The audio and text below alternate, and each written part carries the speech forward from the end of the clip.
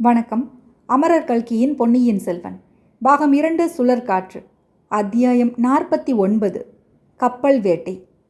களபதியின் உடலையும் மாண்டு போன மற்ற மாலுமிகளின் உடல்களையும் சேர்த்து உலர்ந்த மரக்கட்டைகளை அடுக்கி தகனம் செய்தார்கள். தீ மூட்டி எரியத் தொடங்கிய போது இளவரசர் முகத்தில் கண்ணீர் பெருகி கொண்டிருப்பதை சேனாதிபதி போதி விக்ரமகேசரி கவனித்தார். ஐயா, இந்த பாதகர்களின் சாவுக்காகவா கண்ணீர் விடுகிறீர்கள்? தங்களை சிறைப்படுத்த வந்த துரோகிகளுக்கு கடவுளை தக்க தண்டனை அளித்து விட்டார். தாங்கள் ஏன் வருந்த வேண்டும் என்றார் சேனாதிபதி. இவர்கள் துரோகிகள் அல்ல. இவர்களுடைய மரணத்துக்காகவும் நான் வருத்தப்படவில்லை. சோழ நாட்டுக்கு இவ்வளவு பொல்லாத காலம் வந்துவிட்டதே என்று வருந்துகிறேன் என்றார். பொல்லாத காலம் பழுவேற்றையர்களுடனேயே வந்துவிட்டது. இப்போது புதிதாக ஒன்றும் வரவில்லையே. புதிதாகத்தான் வந்திருக்கிறது. களபதியின் கட்டளையை கப்பல் மாலுமிகள் மீறுவது என்று வந்துவிட்டால் அதை காட்டிலும் ராஜ்யத்துக்கு கேடு வேறென்ன இருக்க முடியும்? சேனாதிபதி, இது ஒரு சிறிய அறிகுறிதான். இதை போலவே சோழ ராஜ்யம் எங்கும் பிளவுகள் ஏற்படுமோ என்று அஞ்சுகிறேன். அப்படி ஏற்பட்டால் விஜயாலய சோழர் அஸ்திவாரமிட்ட இந்த மகாராஜ்யம் சின்னா பின்னமாகிவிடுமே. இந்த கேடு என்னாலேயே நேர வேண்டும்? மகாபாரத கதை கேட்டிருக்கிறேன். துரியோதனன் பிறந்தபோது நரிகளும் ஓநாய்களும் பயங்கரமாக ஊளையிட்டன என்று பாரதம் சொல்கிறது. நான் பிறந்த போதும் அப்படி நரிகளும் நாய்களும் பயங்கரமாக ஊளையிட்டிருக்க வேண்டும் என்றார் இளவரசர். ஐயா, தாங்கள் இந்த உலகில் ஜனித்த போது என்னென்ன நல்ல சகுனங்கள் ஏற்படலாமோ அவ்வளவும் ஏற்பட்டன.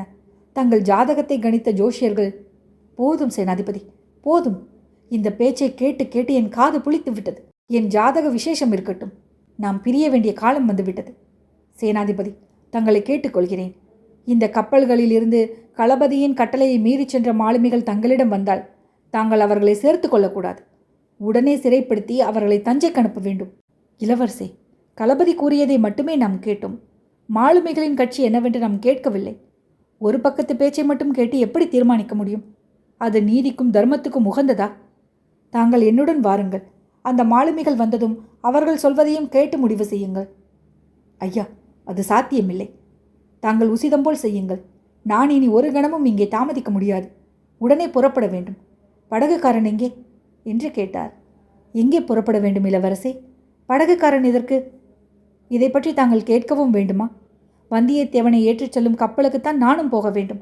அந்த வீராதி வீரன் எனக்காக வல்லவோ அராபியர் வசப்பட்ட கப்பலில் ஏறி பயங்கரமான அபாயத்துக்குள்ளாகி இருக்கிறான்.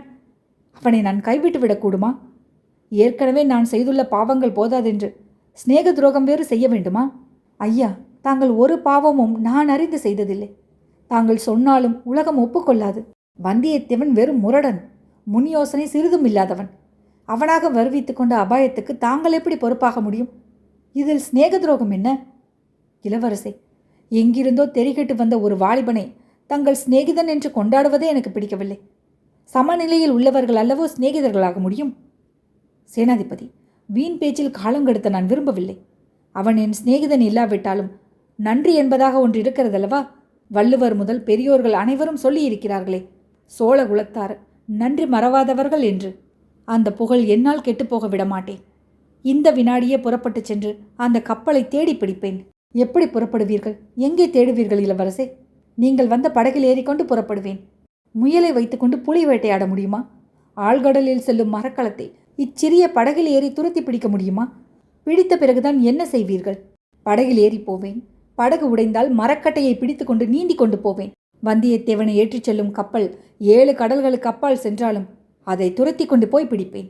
பிடித்த பிறகு என் நண்பனை காப்பாற்ற முடியாவிட்டால் நானும் அவனோடு உயிரையாவது விடுவேன். படகுக்காரன் எங்கே? இவ்விதம் சொல்லிக்கொண்டே இளவரசர் நாலாபுரமும் திரும்பி பார்த்தார். படகுக்காரனுடன் ஒரு பக்கமாக நின்று பூங்குழலி பேசிக் கொண்டிருந்ததை கவனித்தார். அருகில் ஊமை மூதாட்டியும் நின்றாள். அவர்கள் இருந்த இடத்தை நோக்கி விரைந்து போனார். சமீபத்தில் சென்றதும் பூங்குழலி கண்ணில் நீர் ததும்ப அப்படகுக்காரனுடன் ஆத்திரமாக ஏதோ பேசிக் கொண்டிருந்தாள் என்று தெரிந்தது. ஆகா, இதென்ன, இன்னொரு உட்கலகமா என்றார் இளவரசர். படகுக்காரன் திடீரென்று இளவரசர் காலில் விழுந்தான். இளவரசே, தெரியாமல் பாதகம் செய்துவிட்டேன். பணத்தாசையால் செய்துவிட்டேன். மன்னிக்க வேண்டும் என்று கதறினான். இது என்ன பூங்குழலி, எல்லோருமாக சேர்ந்து என்னை பைத்தியமாக்கி விடுவார்கள் போலிருக்கிறதே. நீயாவது விஷயம் என்னவென்று சொல்லக்கூடாதா? இளவரசே, இத்தனை நேரம் சொல்ல வெட்கப்பட்டு கொண்டு சொல்லவில்லை. இவன் என் தமையன். தங்களை கொல்வதற்காக வந்த 2 பாவிகளையும் இவன்தான் கோடிக்கரையிலிருந்து படகில் ஏற்றி கொண்டு வந்தான். அவர்கள் சொற்படியேதான் இவன் இதுவரை இங்கே காத்து கொண்டிருந்தான் அவர்களை இன்று காலையில் மறுபடியும் படகில் ஏற்றி நாம் பார்த்த கப்பலில் கொண்டு போய் விட்டானாம். தங்கள் நண்பரும் அதிலேதான் ஏறி இருக்கிறார் என்றாள். பிரபு, என்னை வெட்டி கொன்று விடுங்கள். அவர்கள் அத்தகைய துஷ்டர்கள் என்று எனக்கு தெரியாது. தெரிந்திருந்தால் செய்திருக்க மாட்டேன். என்னை தங்கள் கையாலேயே கொன்று விடுங்கள் என்றான் படகுக்காரன். அப்பனே, இச்சமயம் உன் உதவி எனக்கு விலை மதிப்பில்லாத பொருள். வா போகலாம். அந்த கப்பலிலேயே என்னையும் கொண்டு போய் ஏற்றிவிடு. எனக்கு நீ செய்த கெடுதலுக்கு அதுதான் பரிகாரம். புறப்படு, போகலாம் என்றார் இளவரசர். கடற்கரையோரத்தில் சென்றதும் கரையில் கிடந்த படகை படகோட்டி தண்ணீரில் இழுத்து விட்டான். இளவரசர் கடலை கூர்ந்து பார்த்து கொண்டிருந்தார். அதோ கப்பல் இன்னும் தெரிகிறது, பிடித்து விடலாம் என்றார். சேனாதிபதியும் தூரத்தில் தெரிந்த கப்பலை கூர்ந்து பார்த்தார். இளவரசே, பழம் நழுவி பாலில் விழுந்தது போல் ஆயிற்று என்றார். என்ன தங்களிடமிருந்து கூட நல்ல வார்த்தை வருகிறதே. நம் கண்ணுக்கு தென்படுவது தாங்கள் நினைக்கிறபடி வந்தியத்தேவனை ஏற்றிச் செல்லும் கப்பல் அல்ல, பார்த்திபேந்திரனுடைய கப்பல். திரிகோணமலை பக்கம் இருந்து வருகிறது. நாம் இருக்கும் திசையை நோக்கி வருகிறது. தெரியவில்லையா?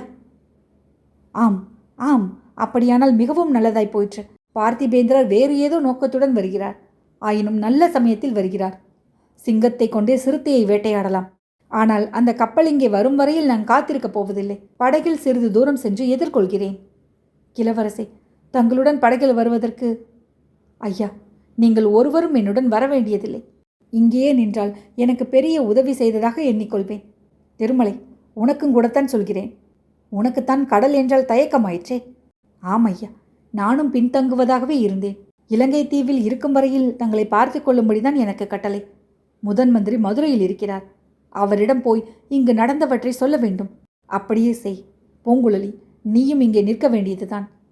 உன் தமையனை பற்றி கவலைப்படாதே, நான் பார்த்து கொள்கிறேன். நீ வந்த படகை எங்கேயோ விட்டிருப்பதாக சொன்னாயல்லவா? அதில் ஏறி இனி உன் வழியில் போகலாம். நீ எனக்கு செய்த உதவியை என்றும் மறக்க மாட்டேன்.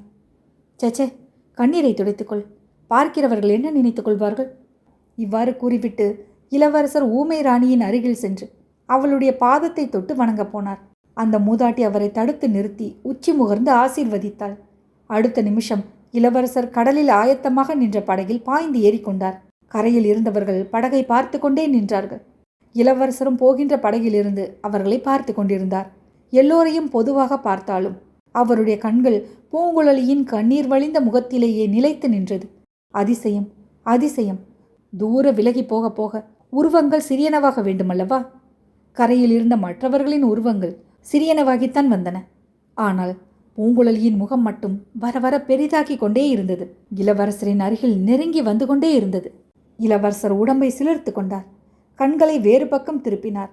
முதல் நாள் இரவு கண்ட கனவில் ஒரு நிகழ்ச்சி அவர் மனக்கண் முன் வந்தது. இளைய பிராட்டி குந்தவை, தம்பி, உனக்காக இங்கே வானதி காத்திருக்கிறாள் என்பதை மறந்து விடாதே என்று கூறிய மொழிகள் கடல் அலைகளின் இரைச்சலுக்கிடையில் தெளிவாக அவருடைய காதில் கேட்டன. அத்தியாயம் 49 நிறைவுற்றது.